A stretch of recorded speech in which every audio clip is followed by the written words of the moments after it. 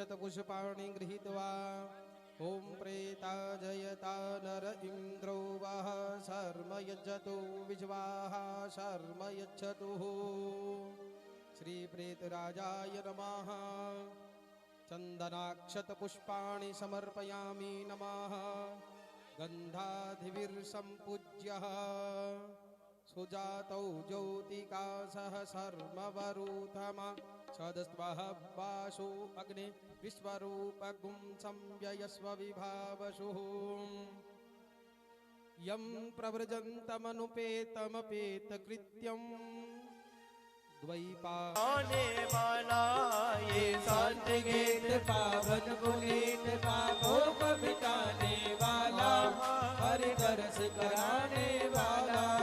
ये सुख करने ये दुख हरने ये सुख करने ये दुख हरने ये सुख करने ये दुख हरने ये सुख करने ये दुख हरने। श्री मधुसूदन की आरती पापियों को पाप से है तारती। श्री भागवत भगवान की है आरती पापियों को पाप से है तारती। ये मधुर बोल जग पंथ खोल सतमार्ग बताने वाला बिगड़ी को बनाने वाला।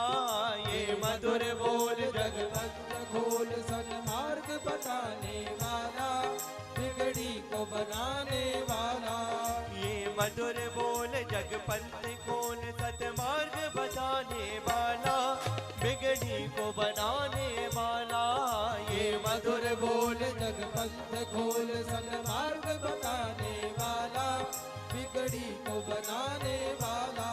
श्री राम यही घनश्याम यही श्री राम यही घनश्याम यही श्री राम यही घनश्याम यही श्री राम यही घनश्याम यही। प्रभु की महिमा की आरती पापियों को पाप से है तारती। श्री भागवत भगवान की है आरती पापियों को पाप से है तारती। कर्पूर्ण गौरम करुणावतारम संसारसारम भुजगेन्द्रहारम सदा वसन्तं हृदयारविन्दे भवं ममामि सहितं नमामि। त्वमेव माता जपदा त्वमेव त्वमेव बन्धु सखा त्वमेव त्वमेव विद्या त्वमेव त्वमेव सर्वं मम देवता। श्री भागवत भगवान की है आरती पापियों को पाप से है तारती पापियों को पाप से है तारती पापियों को पाप से है तारती। शान्तिरन्तरिक्षकुं शान्तिः पृथिवी शान्तिरापः शान्तिरोषधयः शान्तिः वनस्पतयः शान्तिर्विश्वे देवाः शान्तिर्ब्रह्म शान्तिः सर्वज्ञो शान्तिः शान्तिरेव शान्तिः सामा शान्तिरेधिः। गारार्थिक्यं शीतलीकरणं देवाभिबन्धनं स्वात्माभिबन्धनं च मन्त्रपुष्पाञ्जलिं ॐ एकदन्ताय विद्महे वक्रतुण्डाय धीमहि तन्नो दन्तिः प्रचोदयात्। ॐ नन्दनन्दनाय विद्महे यशोदानन्दनाय धीमहि तन्नो कृष्णः प्रचोदयात्। ॐ हंस हंसाय विद्महे परमहंसाय धीमहि तन्नो शुकः प्रचोदयात्। ॐ अमर ग्रंथाय विदमहे पावन पुराणाय धीमहि तन्नो भागवतः प्रचोदयात्।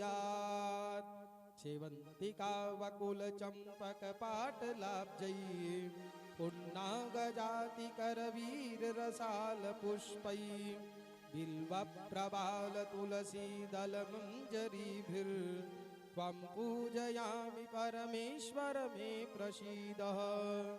नाना सुगंधि पुष्पाणि यथा कालोद्भवानि च पुष्पाञ्जलिर्मया दत्तं गृहाण परमेश्वरः। मंत्रपुष्पाञ्जलिं समर्पयामि। ओ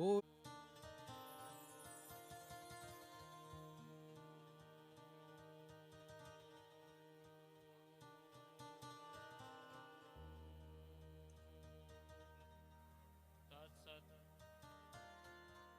श्रीमते रामचंद्राय नमः।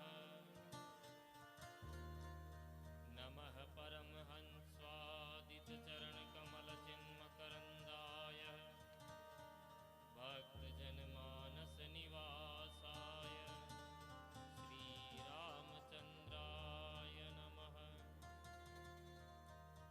ध्येयं सदा परिभवग्नमभीष्टदोहम् तीर्थास्पदं शिवविरञ्चितनुतं शरण्यं भृत्यार्तिहं प्रणतपालभवाब्धिपोतं वन्दे महापुरुषते चरणारविन्दम्।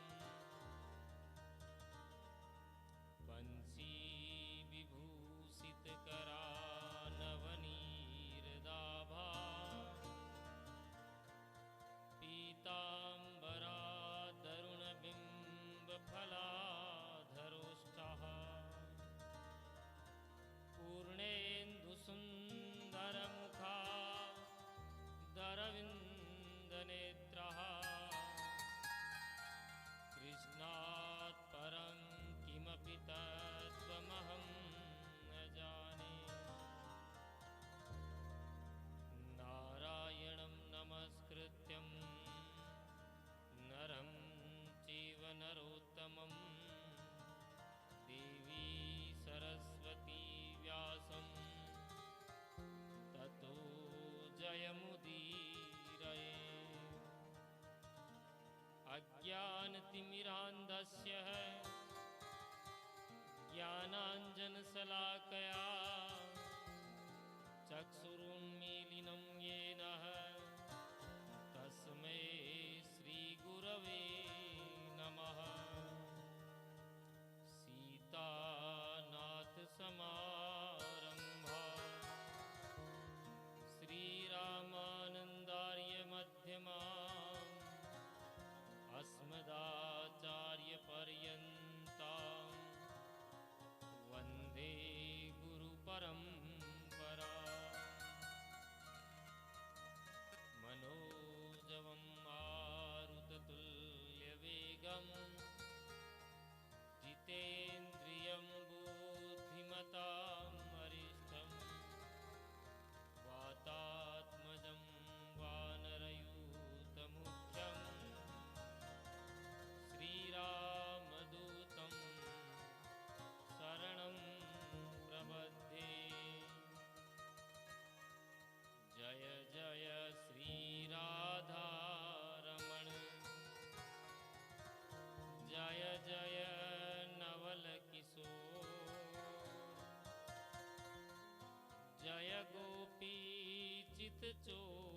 प्रभो जय जय माखन चोर। बोली वृंदावन बिहारी लाल की जय हो। श्रीमद् भागवत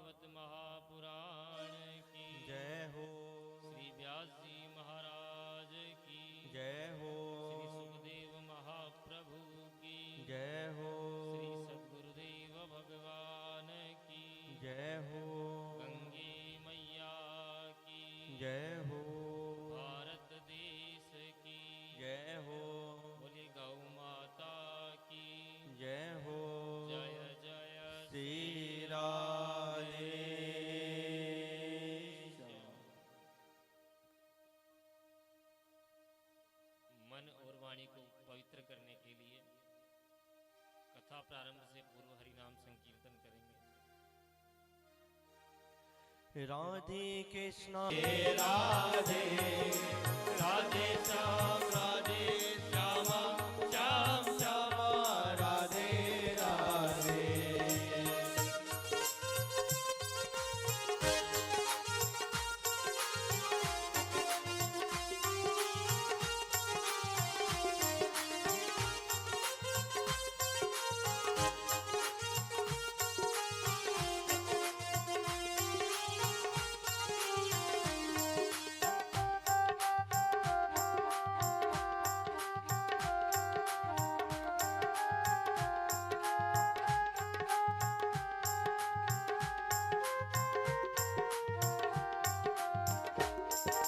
राधे कृष्णा कृष्णा कृष्णा राधे राधे राधे श्यामा श्यामा राधे राधे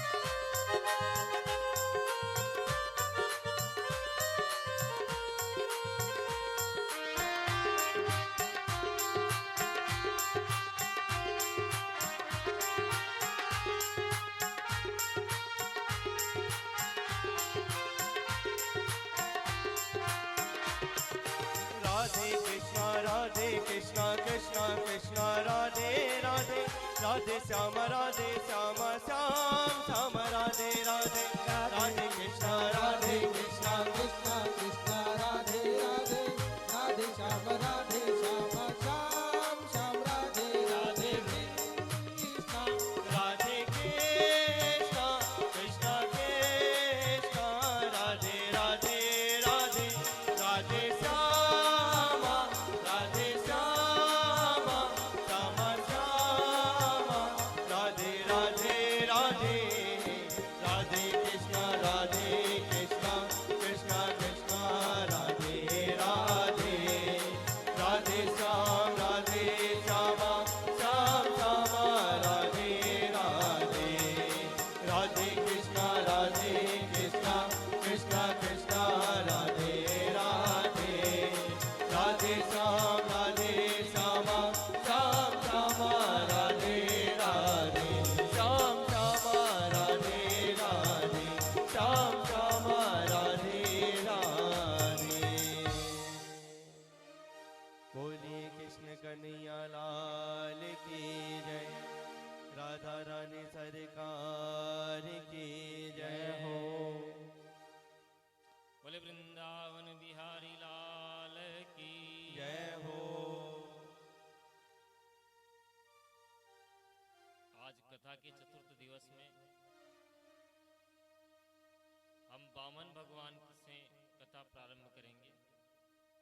कल वामन भगवान का प्राकट्य हुआ, जिसमें सभी देवी देवताओं ने अपने सामर्थ्य के अनुसार वामन भगवान का दिव्य श्रृंगार किया। भूदेवी ने चरण पादुका, आकाश ने छत्र इत्यादि ये सब भिक्षा लेकर वामन भगवान अपने गुरुजी बृहस्पति जी के पास पधारे। जब सारी भिक्षाएं बृहस्पति जी के चरणों में अर्पित की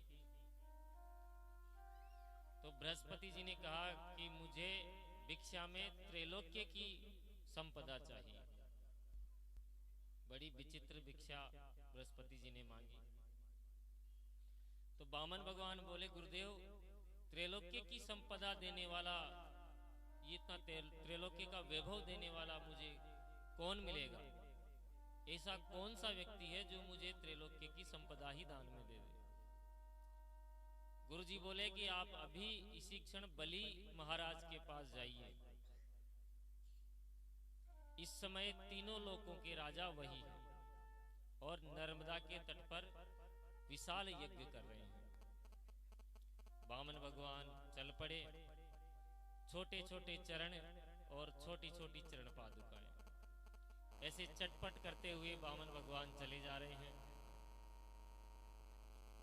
एक हाथ में कमंडलू और एक हाथ में छाता पकड़े हुए हैं। इतना सुंदर दृश्य है। बामन अंगुल के बामन भगवान जब यज्ञ स्थल में पहुंचे तो यज्ञ करते हुए बलि की दृष्टि दूर से ही बामन भगवान पर पड़ी। जब दूर से बामन भगवान को देखा बलि महाराज ने तो ऐसे लगा कि जैसे साक्षात भगवान सूर्य ही बाल रूप में प्रकट हो गए हों। तो बलि प्रभावित हुए बिना नहीं रह सका, तुरंत खड़ा हो गया और यज्ञ में समस्त जो ब्राह्मण ऋत्विक थे उनके साथ स्वागत के लिए आगे बढ़ा, भगवान को प्रणाम किया। स्वागतम ते नमस्तुभ्यम ब्रह्मान किम करवामते ब्रह्मर्षिणाम तपः साक्षान मन्ये त्वाम्य ऊर्ध्वम। स्वागत है महाराज आपका, मैं आपको प्रणाम करता हूँ। आपको देखकर लगता है जैसे ब्रह्म ऋषियों का मूर्ति मंद तेज मेरे सामने खड़ा है। अध्ययन पितरस्तृप्ता, यानी आज तो मेरे पितर भी तृप्त हो गए जो मैंने आज आपका दर्शन किया। आज मेरा कुल पावन हो गया जो आप यहाँ मेरे सम्मुख पधारे, आप स्वयं चल कर आए हैं। कहिए महाराज मैं आपकी क्या सेवा करूं? जो भी इच्छा लेकर आए हैं निसंकोच बताइए महाराज। गाय चाहिए गाय ले जाओ, स्वर्णाभूषण चाहिए तो मैं आपको खजाने में खड़ा कर देता हूँ, जो आपको अच्छा लगे वो ले जाइए। यदि आपका विवाह नहीं हो गया, विवाह न हुआ हो तो आपके समान ही बामन अंगुल की कोई ब्राह्मणी पुत्री देखकर आपका विवाह कर देता हूँ। कन्या भी वैसी ढूंढूंगा आपके जैसी बोनी हो। जो इच्छाएं हैं निसंकोच कहिए महाराज। बामन भगवान पहले तो मुस्कुराए और बलि महाराज की प्रशंसा करी, खूब बड़ी प्रशंसा की कि वाह महाराज क्या बात है। यद्धतो वांछसि तत्प्रतिच्छ मे त्वामर्थिनम विप्रसुतानुकर्तये। मैंने जैसे आपके बारे में सुना था, आपको तो उससे भी ज्यादा देख रहा हूं महाराज। आपके वचन आपके कुल के अनुरूप ही हैं। आपका कुल भी बड़ा महान है। आपके कुल में बहुत बड़े महाराजा हिरण्यकश्यपु हुए, उनके बल और पराक्रम को कौन नहीं जानता। और उनके बेटा प्रहलाद जी हुए, उनके चमत्कार तो उनका ऐसा चमत्कार कि महाराज खंबे से ही नारायण को प्रकट कर दिया। और प्रहलाद के जो बेटा हुए विरोचन, उसका भी क्या कहना महाराज। अपना सर्वस्व धन विरोचन ने ब्राह्मण को लुटा दिया। और बलि तुमने भी कोई कसर नहीं छोड़ी, इतनी ब्राह्मण भक्ति। बलि ने हाथ जोड़कर बोला महाराज अब रहने दीजिए, सब आप ब्राह्मणों का ही आशीर्वाद है, अब आप तो आदेश दीजिए मेरे लिए क्या आज्ञा है। भगवान बोले राजा यदि तुम जैसा कोई उदार देने वाला नहीं तो मुझ जैसा भी कोई संतोषी ब्राह्मण नहीं। अपने राम को कुछ नहीं चाहिए, पर मैं जानता हूं कि तुम बिना दिए मानने वाले नहीं हो। इसलिए पदानि त्रीणि दैत्येंद्र सम्मितानि पदा मम है। आप तो मात्र मेरे इन छोटे छोटे पैरों से 3 चरण भूमि नाप के दे दीजिए महाराज, बस संतोषी ब्राह्मण इतने में ही राजी हो जाएगा। बलि पहले तो खूब हंसा, फिर बोला अरे ब्राह्मण तूने कैसी कैसी बातें बताई कि मेरा तो मन ही मोह लिया। मेरे पूर्वजों के बारे में तूने इतनी विशाल व्याख्या कर दी और मांगने के नाम पर तू बच्चों जैसी बातें करता है। तू बातें तो बुड्ढों जैसी करता है, पर मांगते समय तूने बिल्कुल बच्चों जैसी बातें कर दी। ब्राह्मण तेरा जैसा कद है, तेरी अकल भी वैसी बोनी है, तू ये बचकानी बातें क्यों कर रहा है? अरे इस समय तू बलि के सामने खड़ा है, जिसने बलि के सामने हाथ पसारा उसे जीवन भर कहीं हाथ पसारने की आवश्यकता नहीं पड़ी। दोबारा मांगो और सोच विचार कर मांगो। भगवान बोले असंतोषी ब्राह्मण का पतन हो जाता है। जब हमारा इतने धन से निर्वाह हो सकता है तो अनावश्यक दान लेकर क्या करेंगे? मालूम है दान लेने से ब्रह्म तेज क्षीण होता है, इसलिए जितने में मेरा निर्वाह होता हो मैं बस उतना ही मांगूंगा। यद्रच्छो संतुष्टो वर्तते सुखम, संतोषी सदा सुखी। जितना मिल जाए उतने से ब्राह्मण प्रसन्न रहे, उससे उसे परम शांति और सुख की प्राप्ति होती है। प्रसन्नता पूर्वक जो जितना देना चाहे उतने में ही प्रसन्नता पूर्वक जो ब्राह्मण ग्रहण करके स्वीकार कर ले, ऐसे ब्राह्मण का ब्रह्म तेज प्रखर होता है। इसलिए हमें जो अनावश्यक लगा वो नहीं मांगा और जो आवश्यक लगा वही मांगा। और हम आवश्यकता अनुसार ही लेते हैं महाराज, फालतू दान लेकर हम क्या करेंगे। बलि ने कहा भाई मान गए आपको, ब्राह्मण तो बहुत देखे पर आप जैसा संतोषी ब्राह्मण पहली बार देखने को मिला। ठीक है महाराज, मैं आपको वचन देता हूं, आपको जो भी स्थान दिखाई पड़ता है जाकर नाप लीजिए। भगवान बोले कि ऐसे नहीं, अगर आपको दान देना है तो दान के लिए संकल्प लीजिए हाथ में। बलि हंसने लगे कि महाराज अब 3 चरण भूमि के लिए भी मैं संकल्प लूं तो लोग मेरा मजाक उड़ाएंगे। भगवान बोले देखो, नियम तो नियम होता है, संकल्प तो करना ही पड़ेगा। शुक्राचार्य जी ये सब बातें टुकुर टुकुर देख रहे थे दूर से। बड़ी देर से ये ब्राह्मण कुमार जो बातें बना रहा है, देखने में तो नेक सा है और बातें बहुत ऊंची ऊंची कर रहा है, पता तो लगाऊं ये आया कहां से है। शुक्राचार्य जी ने तुरंत ध्यान लगाया, जो नेत्र बंद किए तो भगवान का दिव्य स्वरूप समझ में आ गया। बलि ने जल का पात्र हाथ में उठाया तो दौड़कर शुक्राचार्य जी ने उसका हाथ पकड़ लिया कि महाराज बलि सावधान, बताइए कौन है। बलि बोले महाराज गुरुदेव ये तो बामन है। शुक्राचार्य जी बोलते हैं कि ये न 52 है न 53 है, मैं सब समझ गया। हे विरोचन नंदन बलि, ये और कोई नहीं, देवताओं का कार्य सिद्ध करने वाला बोना बनकर विष्णु ही तुम्हारे सामने हाथ पसारे खड़ा है। और इस समय कश्यप और अदिति के गर्भ से वामन बोना बनकर ये प्रकट हुआ है। इसकी बातों में मत आओ, मैंने अपनी दिव्य दृष्टि से इसके दिव्य रूप को देख लिया है, इसके हाथ पैर सब देख लिए। ये चाहेगा तो एक चरण में ये पूरी सृष्टि पूरी भूमि नाप देगा। तुम्हारे पास तो 3 चरण भूमि के लिए जगह भी नहीं बचेगी। ऐसे दान की कोई प्रशंसा नहीं है जहां सब कुछ लुटाकर खुद भिखारी बन जाओ। और यदि तुमने इसे दान दिया तो तुम भिखारी ही बनोगे, इसलिए अब भी कुछ नहीं बिगड़ा है। बलि बोलता है गुरुदेव क्या हाथ में जल लेना ही संकल्प है? मैंने मेरी वाणी से कह दिया कि मैंने तुझे 3 पग भूमि दी, क्या वो मेरा वचन मेरा संकल्प नहीं है? यदि वचन देने के बाद अब मैं मना कर देता हूं तो ऐसा जो आज तक मेरे कुल में कभी नहीं हुआ, मैं वचन विमुख नहीं हो सकता, भले ही सर्वस्व चला जाए। इससे बढ़िया बात क्या होगी कि ये बटुक यदि ये विष्णु रूप में है तो जो जगत को देने वाला है वही आज मेरे सामने हाथ पसारे है। जो जगत को देता है वह आज मेरे में दानी बन गया और ये मेरे सामने लेने वाला बन गया। इसलिए महाराज मैं मना करने वाला नहीं, और मेरा हाथ उसके हाथ के ऊपर होगा। मैं दाता हूं, वो दानी रहेगा।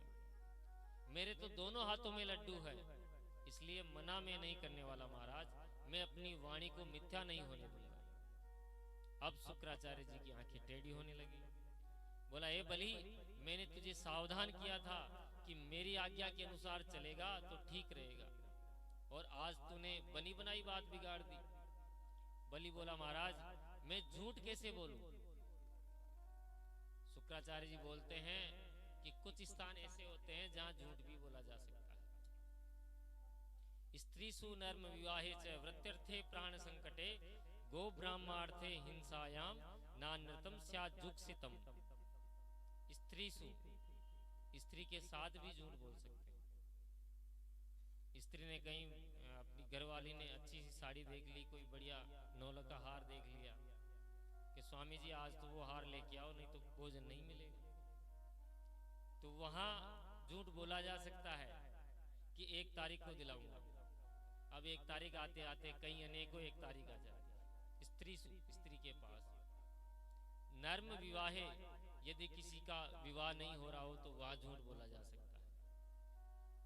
वृत्त्यर्थे प्राण संकटे, वृत्ति आजीविका कमाने के लिए, नौकरी के लिए, और यदि किसी के प्राण संकट में हो, गो ब्राह्मणार्थ हिंसायाम, कहीं गो और ब्राह्मण की हिंसा हो रही हो, उनकी रक्षा के लिए झूठ बोला जा सकता है। तो ये शब्द कोई प्रमाणिक नहीं है कि स्त्री से झूठ बोलना ही चाहिए, क्योंकि ये बातें किसने कही है?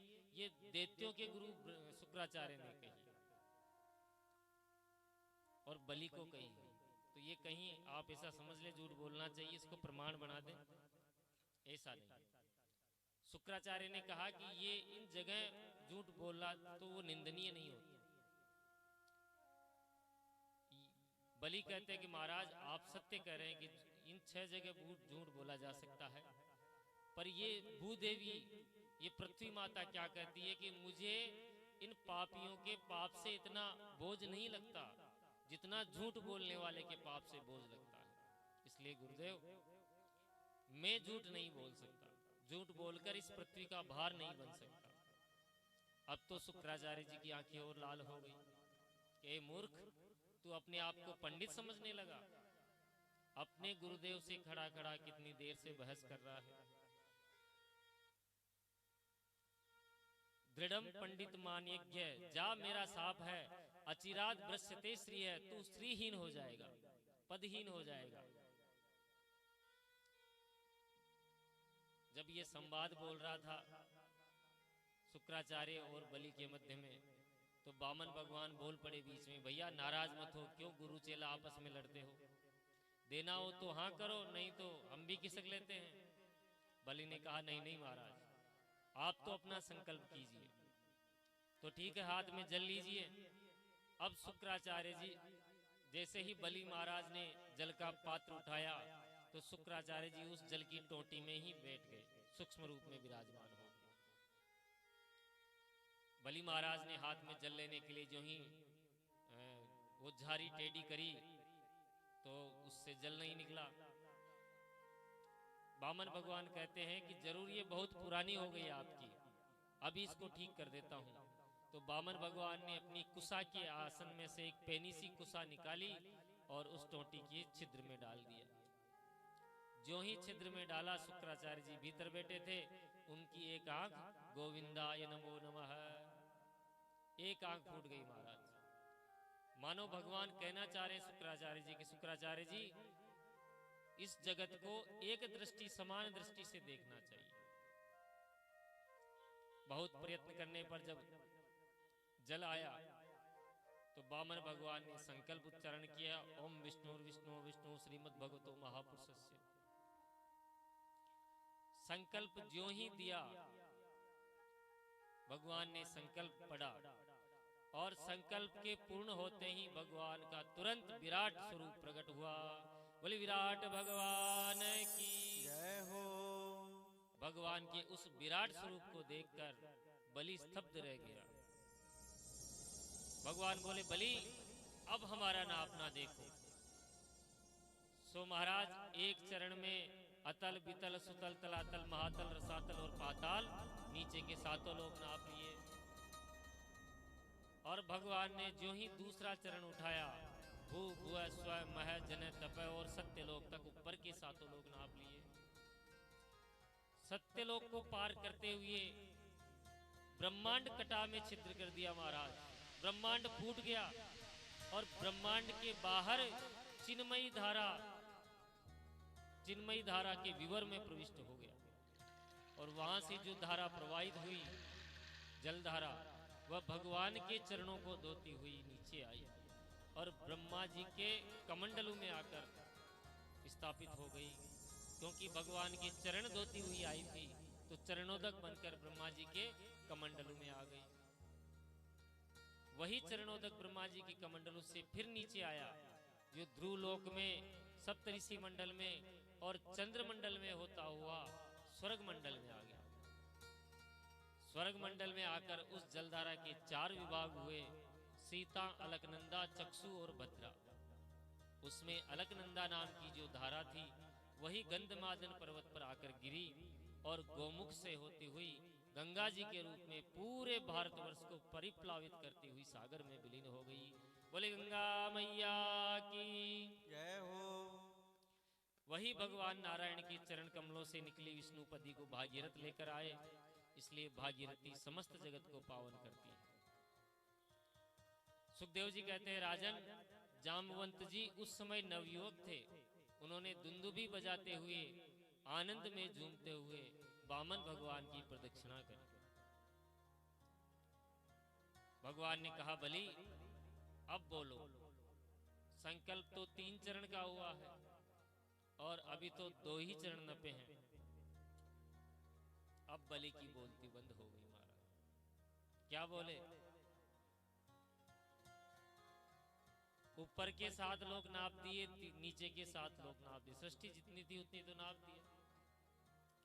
बलि की बोलती बंद हो गई तो भगवान ने गरुड़ को प्रकट करके आदेश दिया कि जल्दी से इसे बंदी बना लो। गरुड़ जी ने वरुण पास से बलि को बंदी बना लिया, बांध दिया चारों तरफ से। भगवान बोले, बलि अब तो या तो वचन पूरा करो अथवा नरक में गिरने की तैयारी करो। बलि को जब बांध दिया तो बलि के समर्थन में सब दैत्य भगवान को मारने के लिए दौड़े, पर बलि ने सबको रोक दिया। सावधान, इस समय हमारा विपरीत समय चल रहा है। गुरुजी ने अभी अभी श्राप दिया है, इसलिए इस समय युद्ध करने की चेष्टा कोई मत करो, नहीं तो सबके सब मारे जाओगे। सुनते ही सब शांत हो गए। भगवान फिर डांटने लगे बलि को, बलि बोलो। बलि बोला, प्रभु ये बताओ कि धन बड़ा होता है या धनवान बड़ा होता है? भगवान बोले, बड़ा तो धनवान ही होता है। बलि ने कहा, सरकार अभी तो आपने मेरा धन ही धन तो नापा है, धनवान तो अभी शेष है, मैं तो अलग खड़ा हूं। इसलिए कृपा करें महाराज, अपना ये 3रा चरण मेरे मस्तक पर धारण करें और मुझ दाता को भी स्वीकार करें। बोले बलि महाराज की जय हो। पदम तृतीयम कुरुशिष्णम में निजम। ये 3रा पद मुझे मेरे मस्तक पर रखकर मुझे भी अपना लीजिए।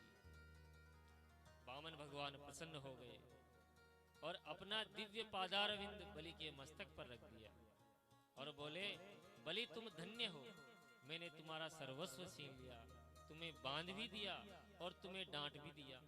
इसके बाद भी तुमने अपना धैर्य और धर्म दोनों नहीं छोड़े।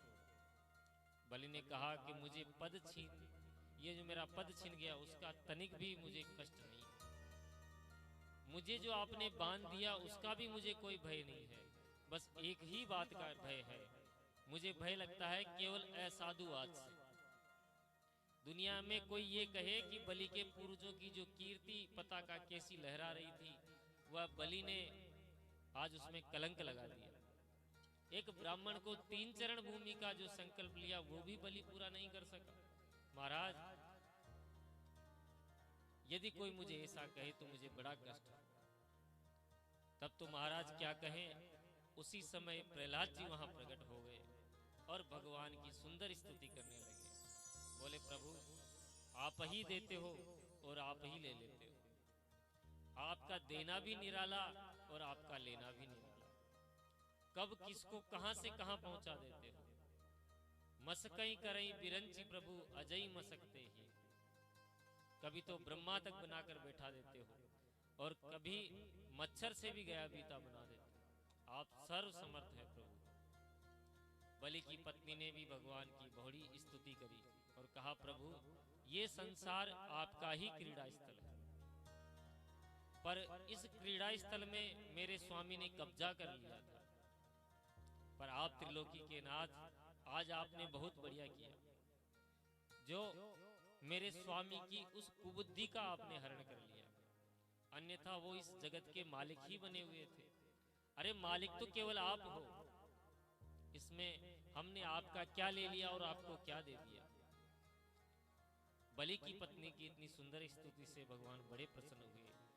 वहां उसी समय ब्रह्मा जी भी प्रकट हुए और ब्रह्मा जी ने कहा, भगवान एक बात मेरे समझ में नहीं आ रही, जो आपको तुलसी दल चढ़ा दे, कमल दल चढ़ा दे, उसे तो आप अपना सर्वस्व न्योछावर कर देते हो, सर्वस्व दे डालते हो, और जिस बेचारे बलि ने अपना सर्वस्व आपको दे डाला उसको उल्टे बांध कर आपने पटक दिया। इसका क्या मतलब है? भगवान हंसकर बोले, ब्रह्मन यमनु गृह्णामि त्वद्दिशो विदुनेज्ञहम् यन्मदः पुरुषस्तब्धो लोकम वाचा वर्मन्यते।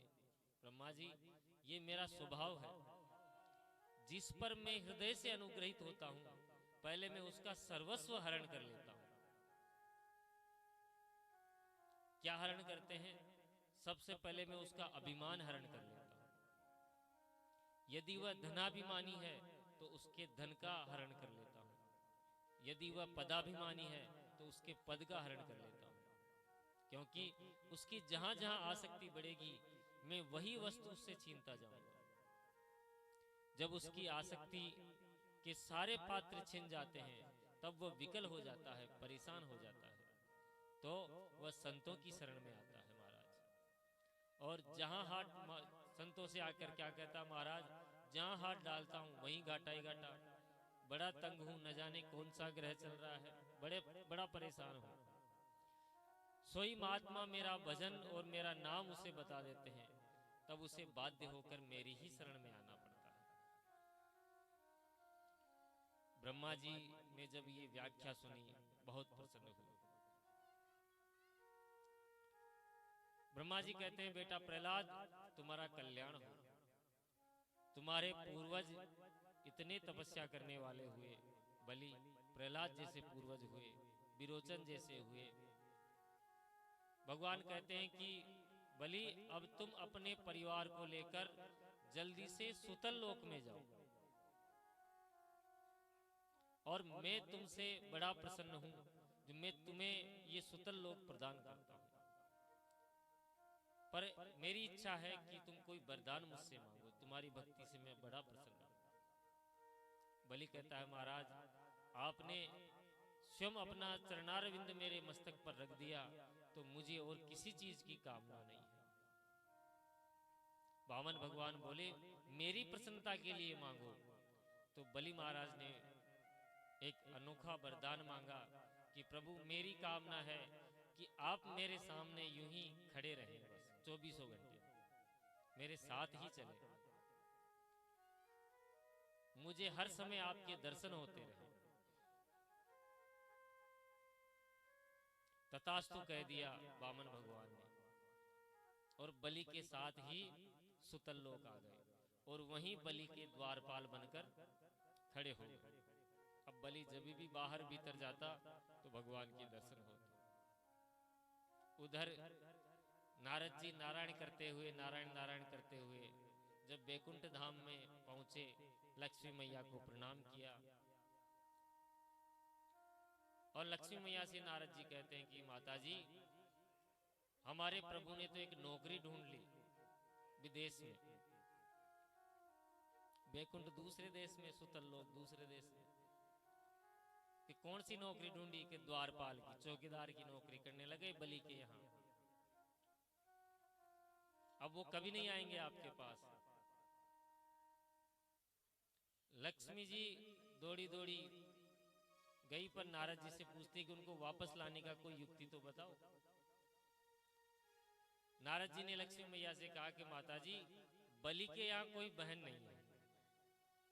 बस इतनी सी बात नारद जी ने कही। ठीक है महाराज, नारद जी मैं समझ गई हर बात। तो लक्ष्मी मैया ने एक ब्राह्मणी का रूप धरकर जिस मार्ग से बलि जा रहा था उस मार्ग में बैठ गई और जोरदार विलाप करने लगी, रोने लगी।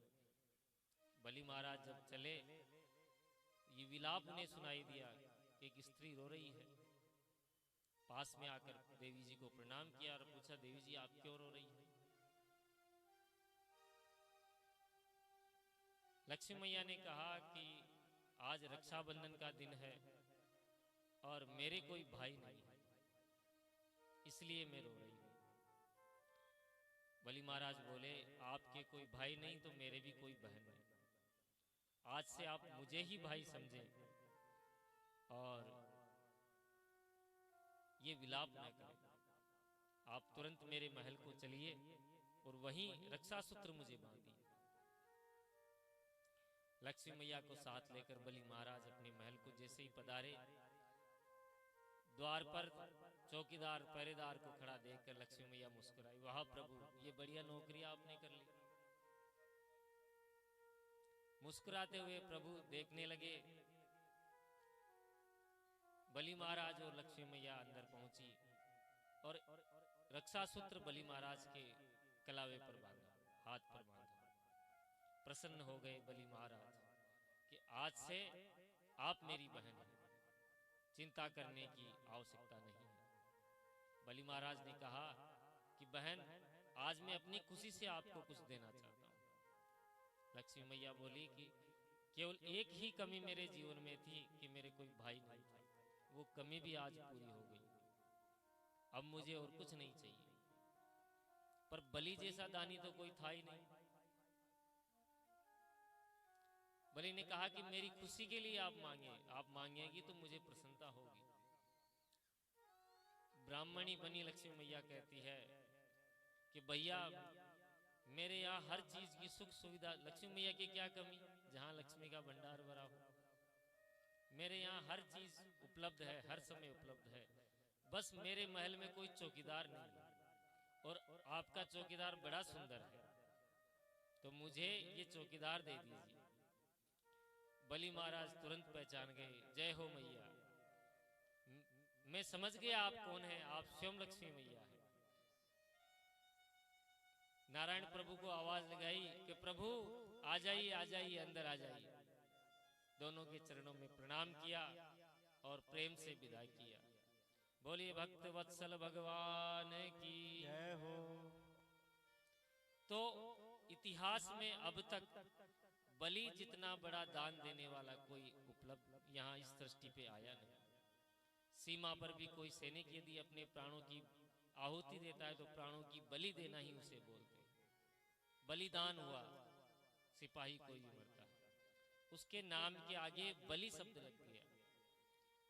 ब्राह्मण भी जब आपके हाथ में कलावा बांधते हैं तो मंत्र आता है, ये न बद्धोर बलि राजा दानवेंद्रो महात्मन है तेनत्वा भी बदनानी रक्षे माचल माचल है, कि आप मेरी रक्षा बलि के समान ही करें।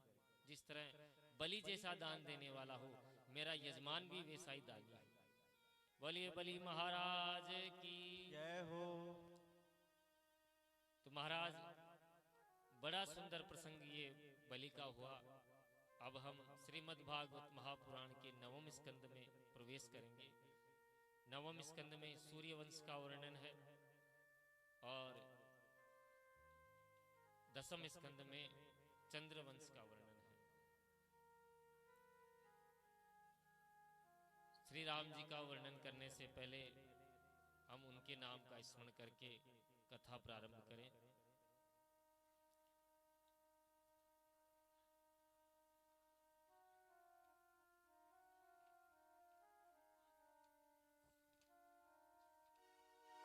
बोलिए बांके बिहारी लाल की जय, राधा रानी सरकार की जय।